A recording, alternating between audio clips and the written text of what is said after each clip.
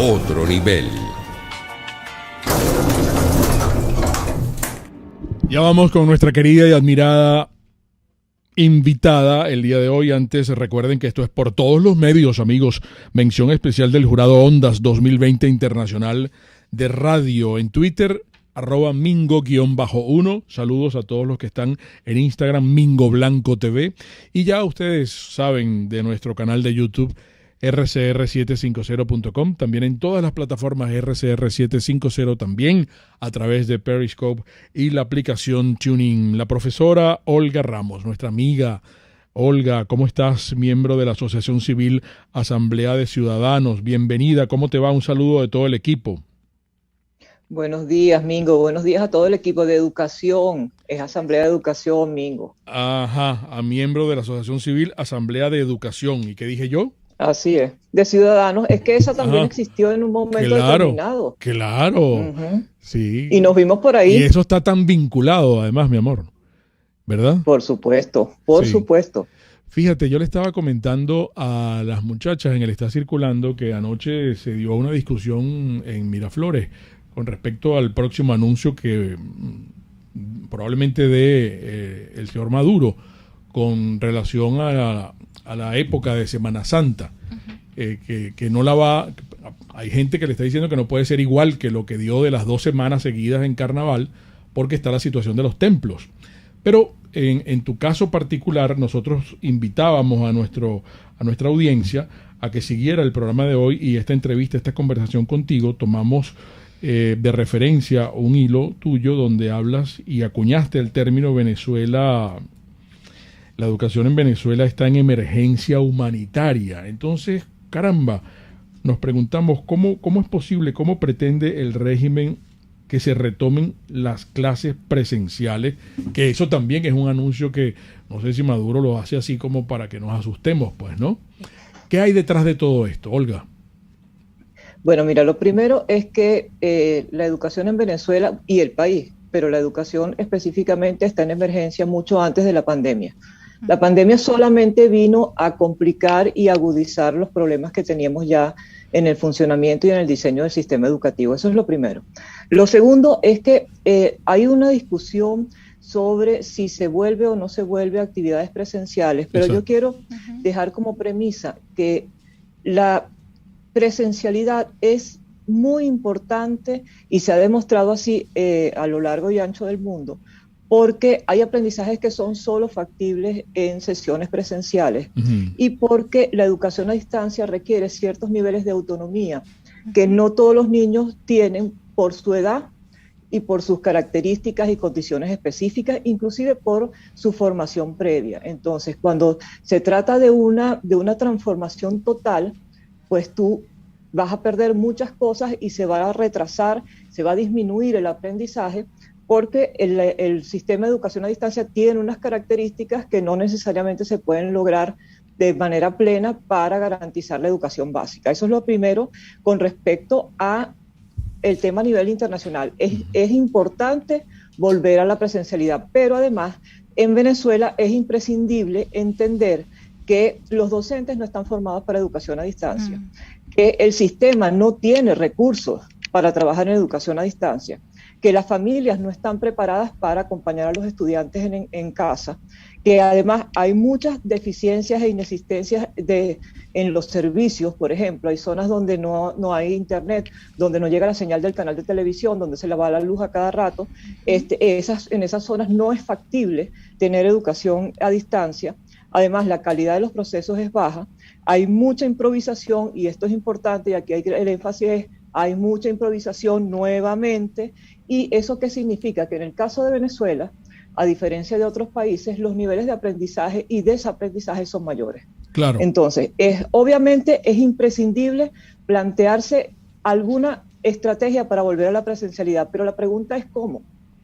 La pregunta es cómo. O sea, no puede pasar lo que estaba pasando hasta ahorita, que Maduro ha hecho el anuncio varias veces. 5 veces. Él empezó terminando el año pasado, el año escolar pasado. Después, comenzando el año escolar dijo, bueno, no, en octubre, no, bueno, no, en enero, bueno, no, en febrero, en marzo, ya vamos por abril. Claro, Y es que ajá. una de las personas asesoras de Maduro le decía anoche, es que si usted hace el anuncio del regreso a clase presencial, se va a caer de sopetón su fórmula del 7 más 7, del 7 por 7, ¿cómo es la 7 cosa? más 7. 7 más 7, porque usted no puede regresar a las clases presenciales 7 días y después los otros 7 días no. Entonces ahí Así había es. una O sea, discusión además, anoche en Miraflores, de verdad que me lo dicen de muy buena fuente, pues, ¿no? mira, hay un problema de planificación y de diseño específico. Ujú. Nosotros podríamos tener un proceso de retoma de actividades presenciales que estuviera diseñado y bien planificado. Y nosotros podríamos entonces pensar, bueno, se anunciaría para qué fecha. Claro, Habría que modificar para las escuelas el 7 más 7. ¿Cómo vamos a hacer eso? ¿Cuánto nos va a costar? Y Ujú. entonces aquí empezamos a ver qué cosas son las que están pasando. Se está improvisando muchísimo en las distintas variantes y las formas de resolver cuando no funciona lo que está en cada familia una escuela. claro. Entonces, no es que se estén generando alternativas creativas, es que se está improvisando mucho y eso significa menos aprendizaje. Sin embargo, si nosotros decidimos, bueno, vamos a buscar presencialidad, ¿qué cosas tendríamos que resolver? Ujú. Primero, hay muchas escuelas que no están en condiciones. Hay que reparar las escuelas, hay que, por ejemplo, garantizar que tengan agua, porque sin agua no se pueden tener actividades presenciales. Ujú. Pero además hay escuelas que requieren mucho más que resolver el problema del agua. Requieren mantenimiento y algunas requieren mantenimiento mayor. Pero además hay un problema adicional que se ha demostrado también en estos días con el inicio de la vacunación. El Claro. costo del transporte Exactamente. de las Sí, casas de los docentes a las escuelas y si se retoman las actividades presenciales de la casa de los estudiantes a las escuelas, supera con creces el ingreso de la familia o el no, ingreso del no docente. solamente el costo, sino el servicio del transporte, Y el salario de Adem- los el maestros, salario de los profesora maestros, Ramos, el ¿sí? salario de los maestros. Así Hay un es. trabajo Entonces, publicado hoy que señala una maestra que fue convocada para vacunarse, Ujú. precisamente previendo que ya van a comenzar las clases presenciales, y ella decía que en transporte se le iba un promedio de 2.900.000 bolívares y ella gana 3 millones de bolívares. Imagínate tú. Solo para así ir a es. vacunarse. Solo para ir una vez, Sí, si Sí, tienes para que sí, ir tratar de todos los llegar a días, vacunarse. claro. Ujú. o sea, entonces cuando estamos hablando de las condiciones, estamos hablando del salario de los docentes, pero también de los costos y las dificultades del transporte, el tiempo de transporte, porque esa maestra tenía que tomar el transporte desde fuera de Caracas a Caracas y después trasladarse 2 o 3 veces Ujú. internamente. Entonces, la pregunta es, ¿estamos tomando las previsiones y conocemos la situación en cada una de las escuelas? Si no hay una evaluación, escuela por escuela, de las condiciones, no se puede hacer un llamado, no se hacen los llamados y después se diseña. Ujú. Se diseña y después se hacen los llamados. No se hacen los anuncios para que entonces la gente esté a la expectativa y entonces después es que pensamos, bueno, ¿será factible o no será factible? ¿Qué necesitamos y qué no necesitamos? O sea, esos niveles de improvisación no son aceptables.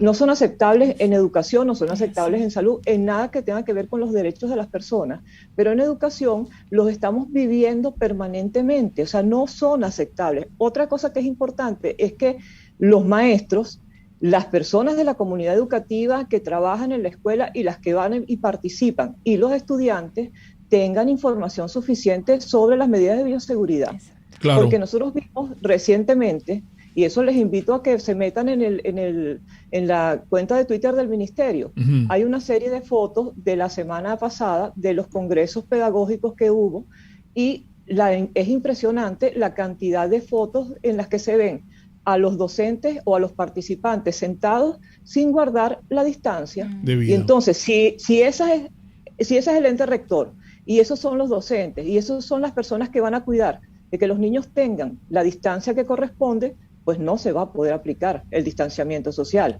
Claro. Entonces, Fíjate una cosa, Olga, también que es importante escucharte con atención en una reflexión tuya. Estamos a punto de cumplir un año del anuncio Del de confinamiento. confinamiento de Ujú. Maduro. Y yo, interpretando a nuestro auditorio, yo estoy seguro que la gente quiere conocer de parte tuya si este año que ha transcurrido, si este año que ha pasado, se perdió para los estudiantes, porque ha sido un rollo para los papás, ha sido un rollo para los alumnos, ha sido un rollo para los profesores, la enseñanza, lo sabemos, pues entonces yo no sé cuál es el balance que se hace al año. Caramba, estamos hablando de la educación de nuestros muchachos, estamos hablando de la educación de nuestros hijos, y si es un año perdido, que probablemente es una reflexión mundial, pero mucho peor acá en Venezuela por las condiciones en las que tenemos, pues, ¿no? Que todos las conocemos. Se perdió el año, se perdió.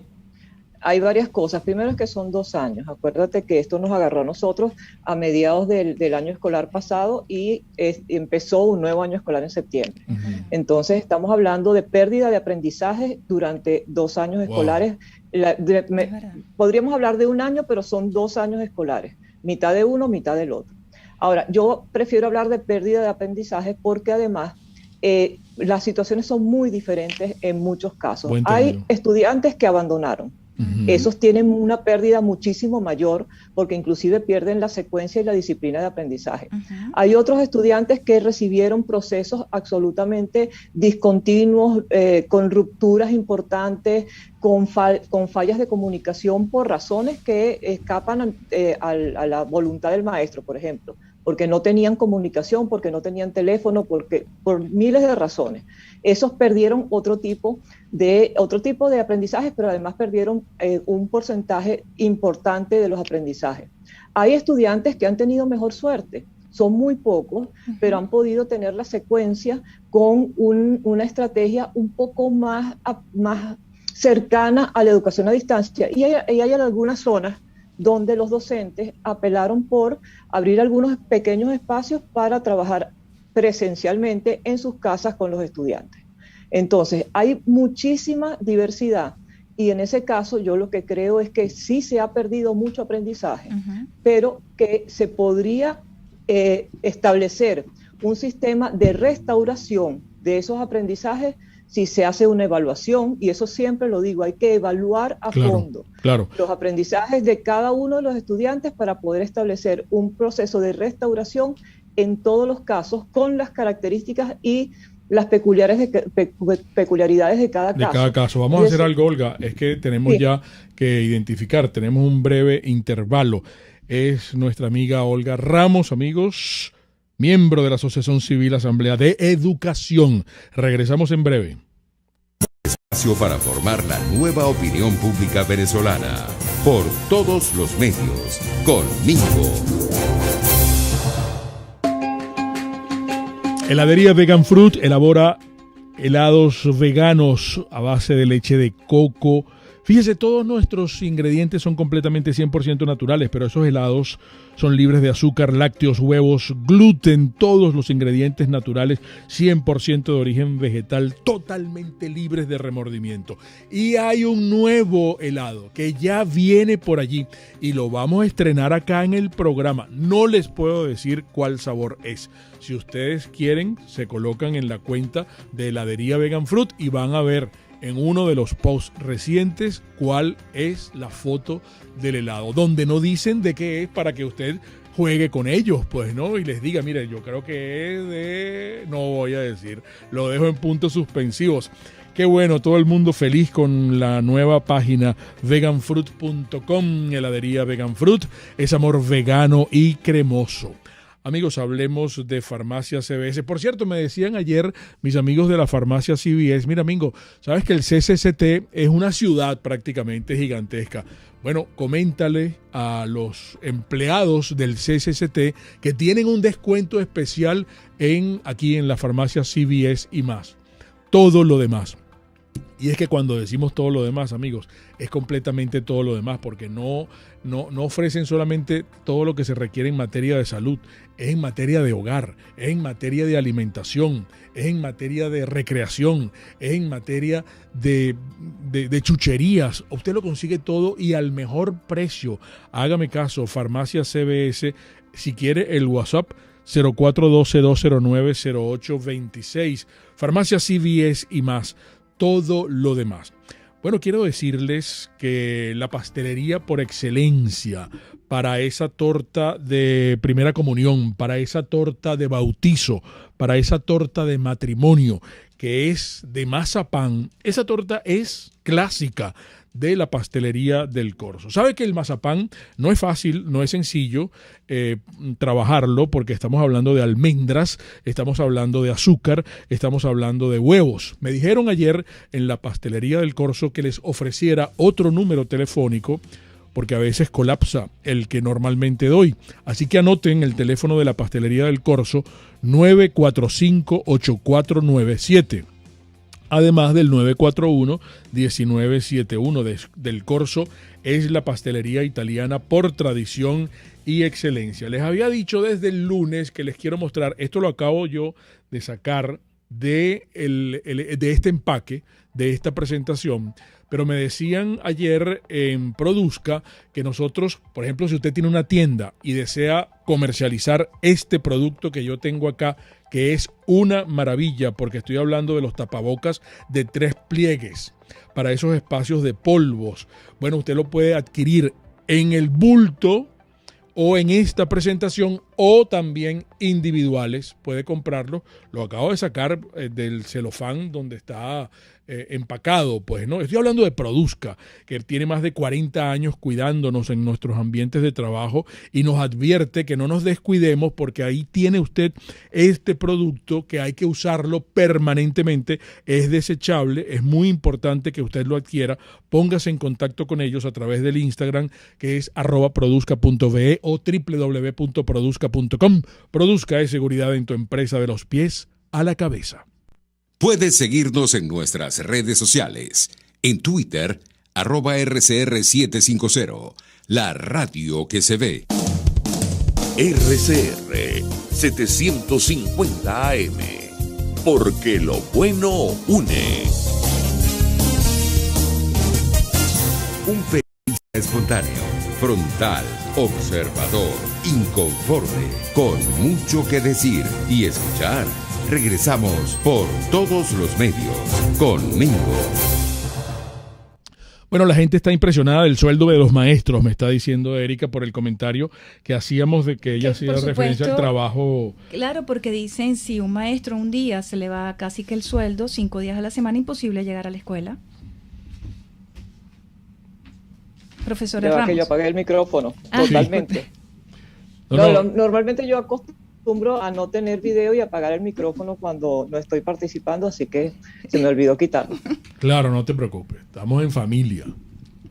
Fíjate, no, es que Erika estaba mencionando, porque la gente se impactó y se impresionó del sueldo del maestro al trabajo que estaba citando Erika con relación a la maestra que consultaron y que estaba contando con relación a la vacuna, con cuánto le cuesta a ella trasladarse, salir de su casa. Imagínate tú cuando se regrese a las clases presenciales, que esto que estaba explicando Olga de la presencialidad es complicado, pues mucho más complicado en nuestro país. Por la falta de efectivo también, profesora Ramos. Aquí el efectivo no escasea hay. Y el transporte público se ve, pronto va a estar la dificultad también de la gasolina. Claro, tienes que pagar con una harina pan, con un paquete de pasta. Y tal vez la gasolina también complique la presencia de transporte público en las ciudades, Mingo. Entonces, profesora Ramos, aquí se complica aún más la situación.